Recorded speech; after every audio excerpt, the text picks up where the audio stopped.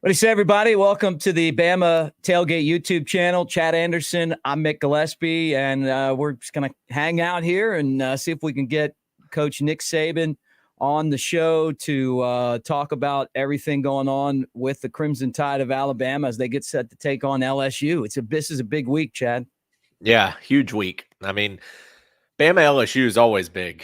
It's very rare that it's not. In fact, you look back ever since Nick Saban's been in Tuscaloosa, how many matchups did not include one of these teams playing for the West or a playoff spot in a national title?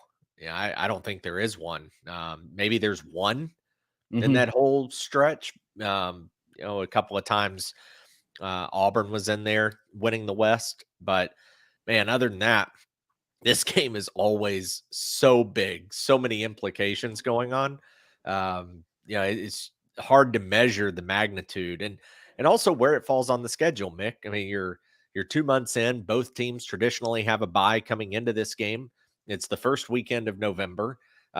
Everything that's on the line. Plus, you've got a former LSU head coach who, of course, now is Alabama's head coach with Saban. There's just so many storylines. And on top of that, the two programs are just always 98% of the time in such good position in the national picture. It just makes it that much bigger and better. Well, it's exciting because Alabama, again, is in position to get back to Atlanta, which they didn't do last year because they lost this game. And for LSU, 2 losses this year, but a win for LSU. And remember, Ole Miss has to go to Georgia. LSU could be the team to win the West. So this game is, and it seems like it has been so many times over the years, the linchpin to winning the West. Yep. If LSU wins this game again this season, then all of a sudden you question where Alabama is in the pecking order of the SEC, where LSU is as far as the pecking order of the SEC, and all of a sudden Alabama has fallen a slot down because they've owned the SEC West for years up until last season. Yeah, I mean, this would be 2 years in a row that you don't play for the SEC championship if they indeed fall to LSU on Saturday. And LSU and Brian Kelly, we joked about it a little bit last night on our show with our Sunday rollback. And when you let's get Coach Saban here and then we'll finish up. Let's do it. Good. So I know that bye weeks at this time in the season can be very beneficial, and I think in a lot of ways to our team it was very beneficial. I think we got lots of guys that were banged up a little bit, some rest and limited reps so that they could heal up. And of course, we won't know how well that happens until we see how they respond this week. And we got a lot of good repetitions on future opponents as well as LSU, in the bye week. So that should enhance, our preparation, for this game. So, as I told the players when they left Thursday after practice, I wanted them to enjoy their time off, but I also wanted them to be focused and ready to go and all in when we get back because, LSU is really, really good team. They've probably one of the best teams in the country right now. I know they are the best team in the country on offense. Um, we're going to need an excellent attention to detail, focus, good technical preparation in the game so that, everybody plays responsibility football, whether it's offense, defense, or special teams. I think this has developed into sort of a, rivalry game because they're always ranked. We're always ranked. It's always a big game relative to, what happens in our division. So it's an important game for, both teams. I think Brian Kelly has done a phenomenal job, bringing this team along. The improvement that they made, the kind of team they had a year ago, as well as, even a better team that they have, this year in terms of what they've been able to accomplish and what they've been able to do. And I think it starts with their offense. They're the number one offensive team in the country. And, it starts with the quarterback, Jaden Daniels. I mean, this guy's a phenomenal player. He's a dual threat player. He's a great passer. He makes lots of plays with his feet. He's fast. Not only can scramble to run, but can scramble to throw. Um, They've got a really good running back in Logan Diggs. They got a good tight end in Mason Taylor. Um, Neighbors and Brian Thomas are really, really good receivers, but they have also other good skill guys to go with them. Their offensive line is big and physical, and they're able to create great balance on offense. So it's going to be very challenging for us to be able to, play the kind of disciplined football that you need to be able to play and not make mistakes, tackle well in the game, and be physical and try to win on the line of scrimmage, which is going to be challenging. Defensively, they are good players.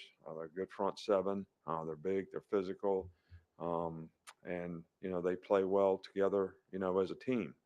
I think that um, sometimes they've had some struggles in the secondary, some guys injured and different things like that. But they also make a lot of big plays. They can rush. They affect the quarterback, and they can cover. So this is going to be a challenge game for us from that standpoint too. And these guys have a lot of good athletes and a lot really good team speed, so that makes them really good on special teams. They have good specialists, so this is a really, really good team all the way around. Yeah, you talked about Jaden Daniels. You saw him a year ago. What are the biggest differences you see in his game or improvements you see in his game from a year ago, if any? Well, he killed us last year, so I mean, guys was really, really good player last year. He's a really, really good player now. I think overall, um, they execute their offenses, to perfection, and it starts with him because he makes the right reads relative to runs and passes and zone option plays and pass down plays. He's very good at reading coverages, makes really quick decisions. So all those things were evident last year, I think, by the way he played, and I think he's probably even better, now because he has even more experience and knowledge in the offense, and they've got really good players around them.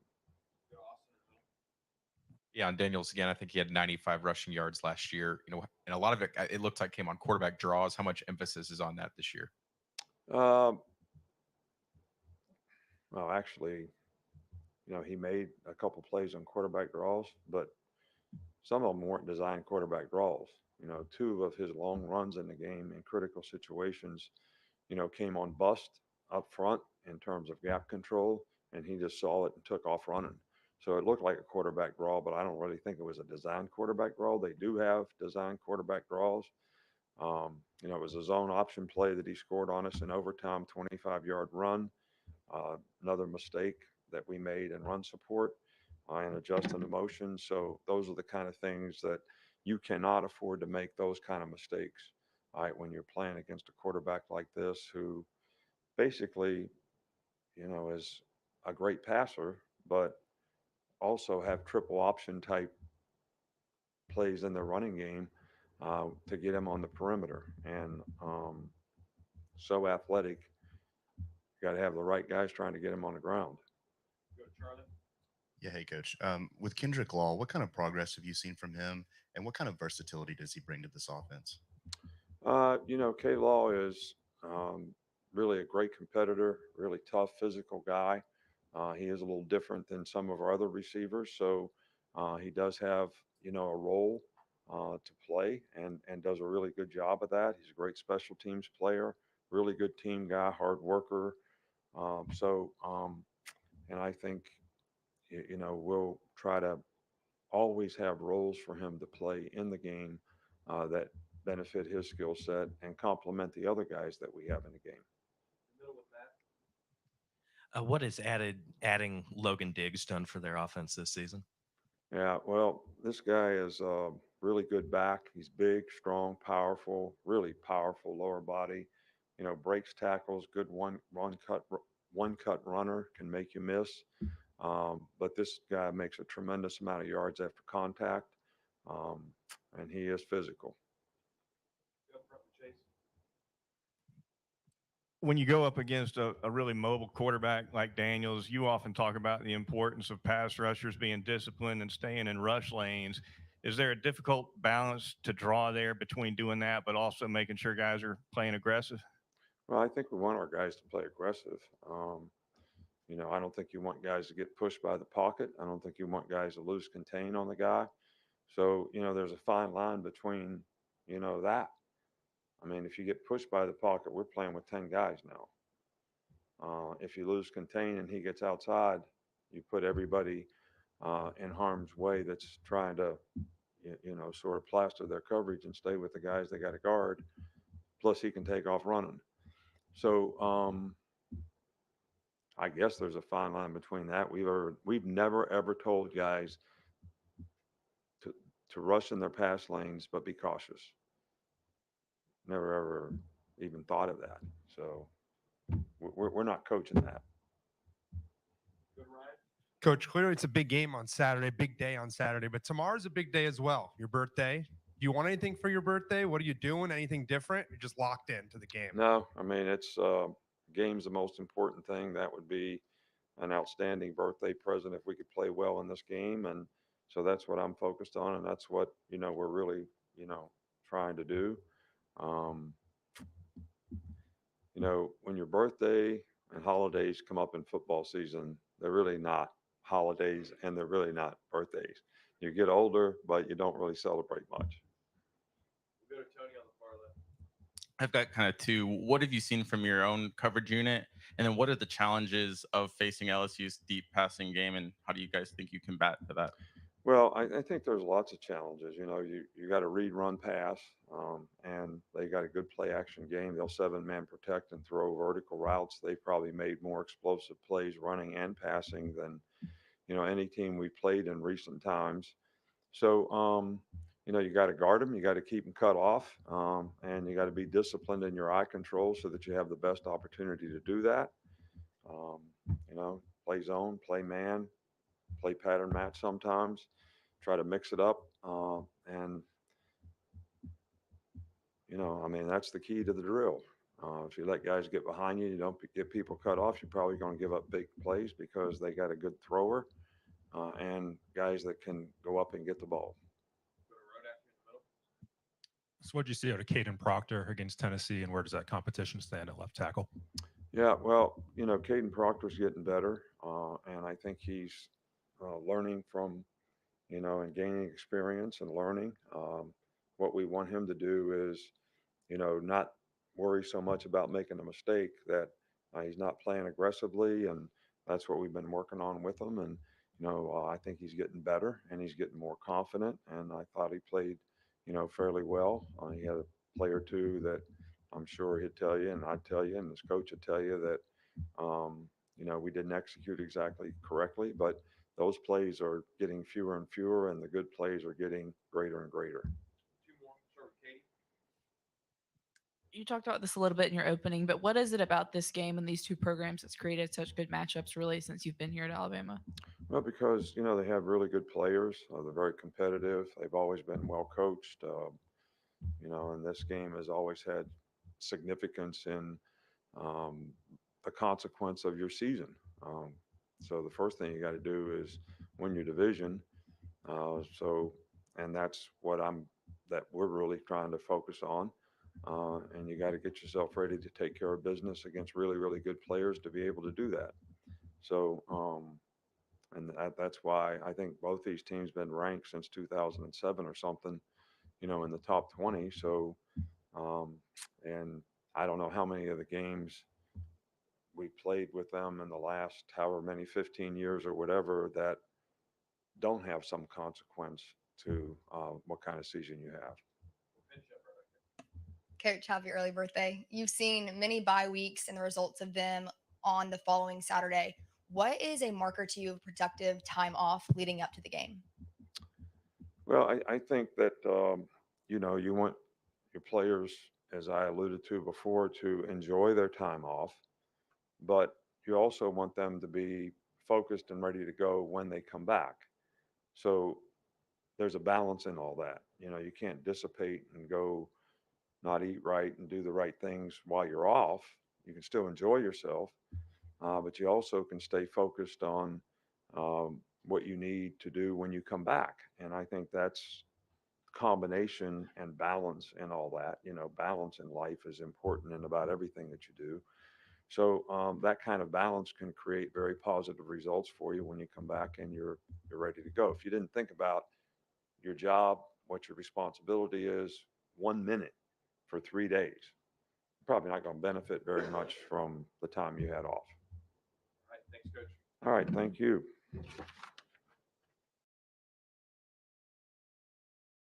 All right, there you go, Chad. You heard from Coach Saban, and now it's LSU week. It's officially here. Talked about Jaden Daniel, talked about the offensive line, talked about the matchup, why this is so significant. I think some people forget that the guy was LSU's football coach. This game didn't mean crap until Nick Saban took over at LSU and started stomping everyone, and then took over at Alabama and started stomping everyone, and then had to kind of deal with his own monster. Yeah. It is kind of funny how everything transpired, you know.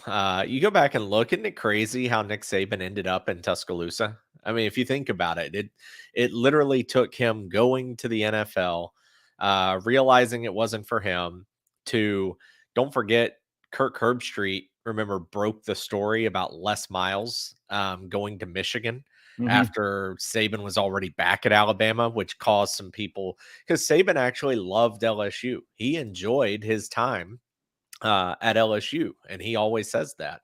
And so there was that, you know, and the, oh my God, is he going to leave and go back? And you know, it had to, just all these things. Drew Brees didn't end up being a Dolphin. Just all the little ducks that had to fall. Rita Rodriguez had to say no. There's just a lot, you know, that kind of had to happen to get to this point. And I just think that, you know, we talked about too, this rivalry. And to me, and Saban alluded to it right there in his press conference, this rivalry is a rivalry because both teams are good. Yeah. You know, Alabama and Georgia kind of have this rivalry because both teams have been good now for the last 7 years. And they've met in the SEC championship a few times. They even met in the national championship twice. And I think that's more of it. Like, these two teams are bigger rivals because of the success over the last 15, 20 years. It's not because of the pure growing up hatred for the other one necessarily. So it's still a fun matchup. It's going to be fun on Saturday night. It's going to be crazy in Tuscaloosa. But I think I just think when these two teams get together, it's a different kind of rivalry. It's going up against a worthy opponent, and you're both trying to hang on and claw for either the SEC West or the college football playoff. And it seems to happen that way every year. Great to see you guys in the comments section. Jersey Dolphins, Tyon, I think that's how you say it, or Twan. And then Brock, Roll Tide to you, man. And yeah, Nick Saban's birthday. I got to tell you a Nick Saban birthday story. I'm going to steal this from Jake Coker. And you guys know Jake and I get together and we do the Roll Tide pods. We're teaming up with Disrupt the Media. You know, that's the Next Round guys. We do a podcast twice a week. Matter of fact, we'll record one later today, and then they'll probably put it out tonight. It's called Elephant in the Room. He was talking about Nick Saban's birthday and how they had a party for Nick Saban, and they had party hats and cake and everything. And he said that Nick Saban got up to talk like for his birthday. Everybody was excited. And then he started yelling at them, if you guys cared about my beeping birthday, and he'd like a bunch of cuss words, you'd get out there and do the things you got to do to win a football game, you know? Like, he said, they're all just like. He gave what you call a lecture, man. Yeah, they got he gave a lecture. Yeah, who cares about my birthday? Yeah. He was asked. He's going to be 71 tomorrow. You know, Yeah. I hope I'm that energetic and thin and healthy at 71, the way he is, man. Fiery. The energy he still has at 71 is remarkable. Still fiery, still angry. Still, yeah. He was asked about Caden Proctor and the left side of the offensive line. They're going to be tested. Obviously, LSU's defense, as he mentioned, has been banged up. And that may be something that Vegas is looking at with the line starting out at 4.5 and then sliding down to 3 in some places because people think LSU is going to be able to score on Alabama. but he felt like that the offensive line has gotten better over there. Have we turned the corner with the left side of the offensive line? Did we see the worst of it, and now all of a sudden we're going to have a guy who's going to be a rock for the next 3 years? We haven't turned the corner by any means. We definitely have not turned the corner. Has it gotten better? Yes, it has gotten a little bit better. But turning a corner, no, I'm nowhere near on board with that. I look at it as a similarity to Terrion Arnold. Terrion Arnold last year was one of the most picked on freshmen of the defense. It was evident by the way Texas A&M continued to just throw at him play after play after play, and he stepped up and made a really nice play for the final play of that game and ended up winning for Alabama. This year, he's turned into a really good corner. He's a guy that you want out there, whereas last year it felt like he was out there just to fill in the gap. And I think that's kind of where Proctor is there were such high expectations for this offensive line because we were told how good they were going to be, how much they weigh, how physical they are, how Tommy Rees likes to run the ball. And beginning of the year, the guy was nothing but a matador. He was Roger Dorn from Major League. He was Ole every play, it felt like. But it has gotten better. There are still times where he misses, times where he has bad judgment and maybe takes the outside guy instead of the inside guy, which gives a quicker path to Milroe. There are times he just simply gets beat. He is a true freshman, and it's just simply, in my opinion, come down to he's not as ready as everybody thought he was. But I will say, as much as he drove me nuts early in the year, he has improved. And I think that's just a lot of it. Same with Arnold from last year. He's just gotten better. And that's really all you can ask, right? Is just you got to get better and better and better week after week. But when you're throwing true freshmen out there, it can be difficult. Yeah, no, I'm with you on that one.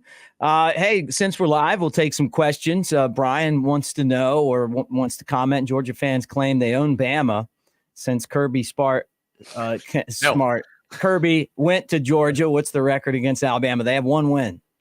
Yeah, they lost. Well, let's see. They lost the one 17. win.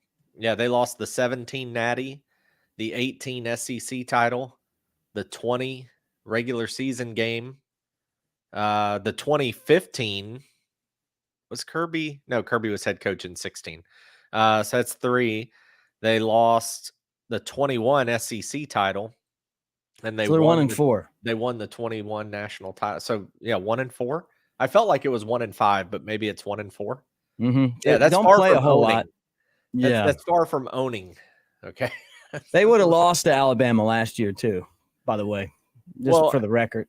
And also, Georgia won the national championship. It's not an excuse, but Alabama had both receivers out for that national title game. They had Mechie and Jamison Williams. Mechie got injured in the SEC championship against Georgia, and then Jamo got injured during the national championship in the first half.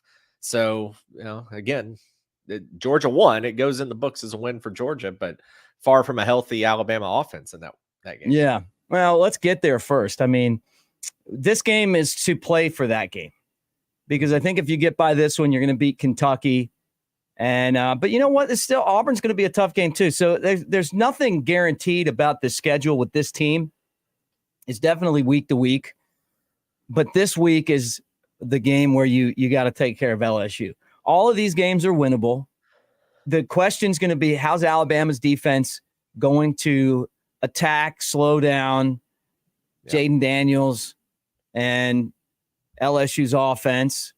And is LSU's offense, have they improved after getting ripped apart by Ole Miss and, beaten up by Florida State? And I think the answer there could depend on how healthy they are. But, they also didn't look great against Missouri either. But Alabama's going to have to bring the second and third quarter that they had against Tennessee into this entire game. They don't want to fall behind. They don't want to get into a track meet with these guys. Yeah. LSU's got confidence. They've always played Alabama tough, even some of their really bad teams here lately. So, But I feel like Alabama's normally ready for this game. Last year, it just felt like the worst offensive game plan that Bill O'Brien put together. No creativity. Alabama just didn't look like they really knew once they had to come out, like think outside of the box. They couldn't do it. We saw them do that eventually against Auburn. And then in the bowl game, if they'd have brought that same mentality to this game on the road, they would have won. But, the environment's big. Saban talked about it last week about bringing that strong environment. We mentioned it on last night's show. And if you guys didn't see it, make sure that you skip over and watch that. Alabama's going to have to bring that intensity to it. I love that Nick Saban talked about how Jaden Daniels just torched him last year. I thought that was funny. I didn't feel like it was that way. I mean, he did have the touchdown run at the end, which was awful. Honestly, that defense is why no one wanted Pete Golding back. The OT, the 2-point conversion, all you got to do is stop the 2-point conversion and you win the game anyway. And, they just couldn't get it together last year. So we'll see what happens. But this is why Brian Kelly says he took the job, is to play against Alabama. And Saturday, we're on a collision course for this game. Yeah. And Saban said during that press conference that Jaden Daniels, a lot of times there weren't designed runs. His awareness and the coverage bust just happened to be why he was able to break loose and gain some ground with his feet. And so Alabama's going to have to do a good job of that. Joe Milton had a few plays, and I don't know their 4.4s, but I'm going to guess that Daniels, just because he's a little smaller in stature, is that he is faster than Joe Milton. And there were some plays, Mick, watching Tennessee. I sat in the end zone for the game and just watching, Milton had the corner a few times, and he's a big, powerful runner. But Daniels is going to be faster from what I understand. So if Daniels gets around those corners, it could be a lot more dangerous. Whereas Milton, you may end up giving up 10 yards, 15 yards. Either way, you don't want to give it up. Daniels could turn those into 25 and 30-yard runs with his elusiveness and his speed. And so Alabama's going to have to do a really good job of protecting in the secondary, but also your linebackers are going to have to spy. And when you have to put a guy on the quarterback like that, when you have to account for Daniels, that's just one less player that you've got covering in the secondary and in the middle of the field. So, whether that's going to be Campbell, whether it's going to be Lawson, whoever it's going to be, those guys are going to have to make sure that they keep Daniels in the pocket, contained. It's easily said, and you always say it when you play this kind of a quarterback, make them beat you with their arm. People say the same thing about Jalen Milroe. Make him beat you with his arm. Don't let him get going. Don't let him find a seam. But that's also easier said than done. And when you've got an athlete back there making good decisions and a lot of confidence, and I know some people have made comments about, oh, well, look at who LSU has played and look at who LSU has gone up against. Like, guys, the Auburn defense is pretty good. I mean, it's not as good as Alabama's, but it's still pretty good. LSU put up 48. LSU went on the road to Oxford, and Ole Miss has a good defense, and they put up, 49 against Ole Miss. Like, their offense is clicking. So, and they're not worried about going on the road. They did it to Missouri. They beat Missouri. What did they score? 49 on the road at Mizzou. So don't think they've played no one. Alabama is going to be the best defense that they've played, but it's not like LSU has just played nothing but scrubs and racked up points. And they've had a few like really quality offensive performances, and 2 of them being on the road. Well, kind of wrapping things up, they played against Florida State. They had a good first half, and then Florida State started to put hats on Daniels, and Daniels didn't look like in the second half he wanted it anymore. And I think that's what Alabama's defense is going to have to do. Make him pay every time he runs the football, smash him around, bang him up. And then all of a sudden, if you remember that game, second half, he didn't want any more of it. And Florida State took advantage from that point on and dominated at the end of the game and won the football game. It was very close in the first half. I think Alabama has a defense that can do the same thing. I think they can force some turnovers. something that they're going to do or try to do. Plus, they're going to be healthy. I think that what we're all missing, though, is that Jalen Milroe is going to be healthiest he's been in a long time, too. So he's got the experience of having to sit in the pocket when he wasn't healthy, in my opinion. Now, all of a sudden, he's going to be healthy and be able to run and throw. And I think that this could be one of the best games he's ever had because of that. And also because Alabama's going to have to score. So they're going to have to take more risks probably. But we'll see, man. I mean, this is such a dueling, contrasting style game. And the fact that Vegas has this thing down at 3, or, depending on where your book is, between 4.5 and 3, tells you that the money's going towards LSU. And that's interesting to me too. To me, and we'll get into this all week long, and especially Friday night. Alabama's defense is going to have to play some risk reward. So I think if you sit back, you're putting yourself a little bit in jeopardy of letting LSU's offense do what it wants to do. But I think if you pressure Jaden Daniels, and Kevin Steele has done a terrific job all year of this, if you're able to get some pressure on him and bring more blitzes, obviously the flip side of that is if he escapes, there's no one to bail you out, and then he can run forever. But if you can hit him, like you mentioned, Mick, hit him like Florida State did, put some pressure on him, get in his face quick, and keep the crowd in it, that could be a really, really good day for Alabama's defense. Nice.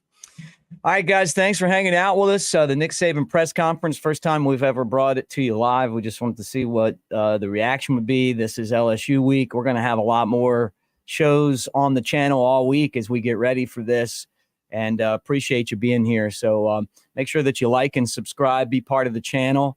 And I can't wait. Saturday can't get here fast enough.